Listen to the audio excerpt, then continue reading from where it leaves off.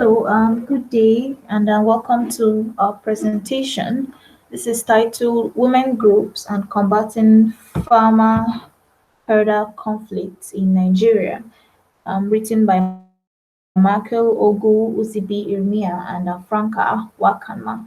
In the course of this presentation, the next few minutes, will be addressing the complex nature of farmer-herder conflicts in Nigeria, would historicize women groups' involvement in conflict resolutions, would go through the theoretical framework, which is the socialist feminist theory, using that to understand the rationale for women-driven conflict resolution strategies. And we would also analyze or try to understand the challenges to women-driven conflict resolution strategies in Nigeria. And then finally, would suggest actions that women could take to advance their involvement in farmer herder conflicts in Nigeria and conflict resolution rather in Nigeria. So the farmer herder conflicts in Nigeria have been around for several decades, but in the last 7 years, they've expanded exponentially for several reasons, which have been captured very succinctly in the quote which is on the screen presently.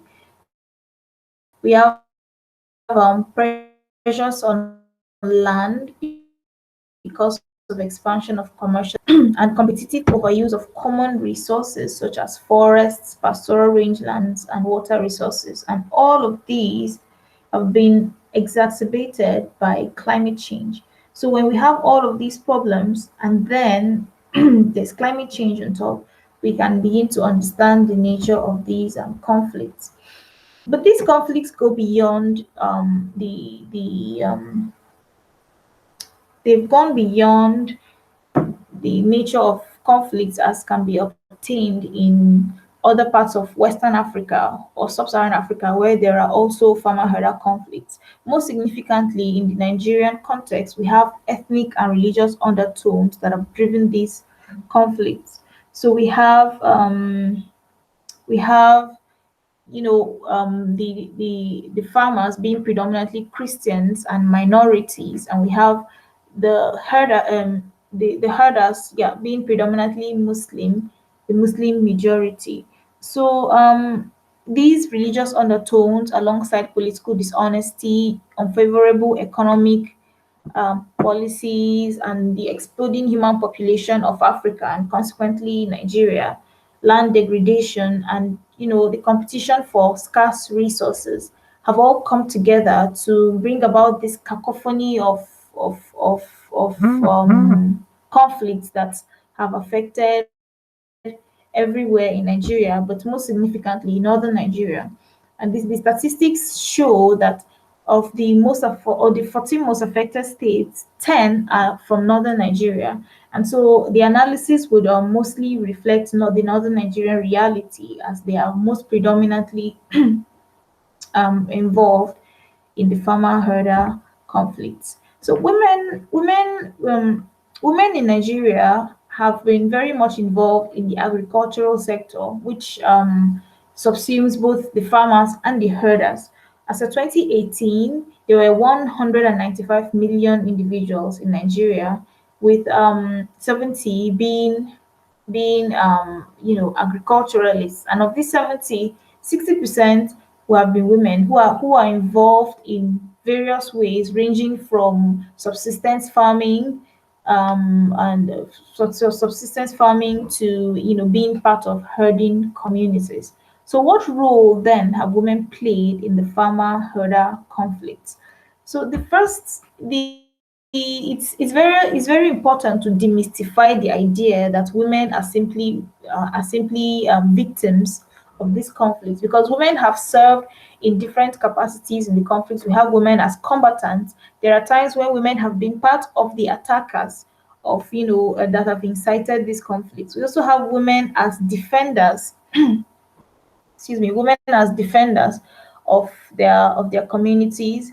We have women as household heads in the absence of men who have been killed by these conflicts, women have had to step up, making them the decision makers in their household, making them the sole breadwinners. Women have also been involved in the formal peace politics. Women in government have been involved in the peacekeeping efforts. They've been involved in providing humanitarian aid to refugees, and so on and so forth. So women have been very much involved in the conflict. And of course, we have women as victims of sexual violence, which is an upsetting reality that has come to be almost a staple in all conflicts, women being victims. But also we have women in every other aspect of the conflict. So this is driven by the idea of socialist feminism. Now, socialist feminism does not simply focus on the patriarchy as the problem of society, but on the role that capitalism plays in promoting economic dependence and creating a statistical discrimination that contributes to the patriarchy, dominating women. And so, socialist feminism, rather, has been known to promote women welfare groups and has been known to promote women welfare groups as a solution to capitalism and patriarchy. And this is where the entirety of this study will be subsumed to understand the role that these welfare groups or these women groups can play in the conflict. So, why women? What is the rationale for women driven conflict resolution strategies in Nigeria? The first is to deconstruct the victim status of women. As I've said previously, it's important for society to stop viewing women simply as victims. And so, by proposing women driven conflict resolution strategies, we have women, at the forefront of peacekeeping rather than being considered victims. There's also a very huge advantage to grassroots activism. Women have been known to be very effective at the grassroots level, understanding in dynamic ways the causes of conflict.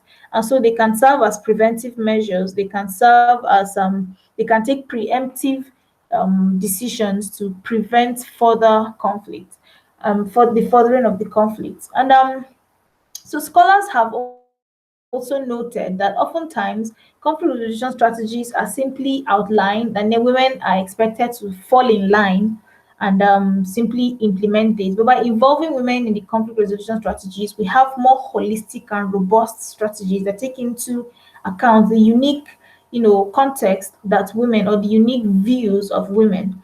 And so when we forge this, will be able to forge better coalitions between government and society, government and the grassroots level, in order to provide better conflict resolution strategies. Now, women have had a very long history of being involved in conflict resolution in Nigeria. It is not simply they've been involved right from colonial times to post-colonial times. Colonial times, we have the most significant being the Aba Women's Riot, where thousands of women from different communities came together to protest the imposition of warrant chiefs and the taxes that they imposed on them. And post-colonially, we have most significantly the contributions of the feminist coalition to the NSAS protests, which are still ongoing in Nigeria. And so we have women who have taken the lead. They provided health support, legal support, financial support to protesters, and basically they are the reason that the protests were able to go on for as long as they are part of the reason, rather, why the protests were able to go on for as long as they did. And so women have shown incredible initiative in social change and in conflict resolution. Now, some of the most significant challenges to women-driven conflict resolution strategies are the exclusion of women from decision-making processes.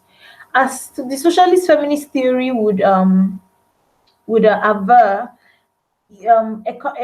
only the economic status of individuals contributes greatly to their decision-making power in society. And because women have been sidelined financially, this has also translated to political exclusion. And so women have been excluded historically in Nigeria because of cultural, religious, and economic factors from being involved in in conflict resolution strategies. Now, the second is the lack of access, especially in northern Nigeria, where there are very strong religious and, like I said, and cultural factors in at play. Women have typically had very little access to contribute to conflict resolution strategies. Now, another significant challenge is the non-recognition of women's changing roles in society, and this is directly related to the victim or the victimization or the purely victim based view of women in conflict. So when there is a conflict, most people simply view women as being victims of the conflict rather than thinking of them as individuals capable of contributing positively or negatively to the conflict. And so all of these can be said to be subsumed under the first reason or the first challenge, which is the exclusion of women from decision making. Now, trauma and psychological effects, it cannot be denied that women are very much traumatized by conflict, and this also affects and poses a challenge to their contributions to conflict resolution strategies. As Lucetti notes, only female celebrities or a few isolated female officials are often involved in conflict resolution processes, with and leaving the hard work of implementing these programs to the local women who have had very little roles in shaping this. And so by involving women from the local and from the grassroots level, it will be able to provide a better view to or a more holistic understanding of women's of contribution to conflict resolution in Nigeria. Now, advancing women's action against farmer herder crises in Nigeria would involve early warning and prevention. Like I've said previously, women operate at the grassroots levels and so are able to um, to provide more local driven solutions or more community driven solutions. Organizations and participations in campaigns and advocacies, medical and psychosocial support, and then most importantly, interfaith and interethnic dialogue. So at the core of advancing women's action in these conflicts is understanding their roles at the grassroots level. All of these, if done by women at the grassroots level, in conjunction with the state or the federal government's bottom up approach, would have them meeting in the middle. So we have women groups taking a bottom up approach and the state government taking a top to bottom approach to understand and analyze the reasons or the underlying causes of these conflicts before they continually evolve to result in more deaths and continuous loss of property. So, in the end, women's groups should be encouraged to take part in both the peacekeeping, peacemaking, and peace building steps of of um, of conflict resolution, as they have been shown to be capable of severally, as demonstrated in the examples that we have been given. So by furthering or providing avenues for this advancement, we'll be able to resolve the conflicts or at least mitigate their effects on the community or the society. Thank you very, very much.